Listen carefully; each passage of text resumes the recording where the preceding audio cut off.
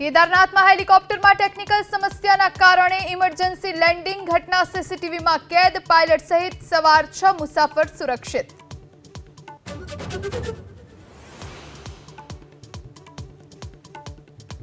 સતત બીજા દિવસે અગનભઠ્ઠીમાં ફેરવાયું ગુજરાત. વિંડી પ્રમાણે અમદાવાદ, વડોદરા, મહેસાણા સહિત મોટા ભાગના શહેરમાં હાલ 45 ડિગ્રીનું ટોર્ચર.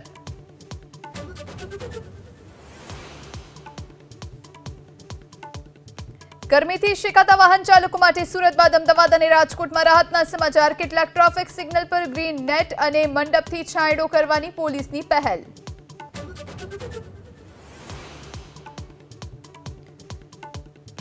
હીટવેવના પગલે 5 દિવસ રાજ્યના કોચિંગ ક્લાસ રહેશે બંધ. ફેડરેશન ઓફ એકેડેમિક એસોસિએશને કોચિંગ ક્લાસ બંધ રાખવાની કરી જાહેરાત.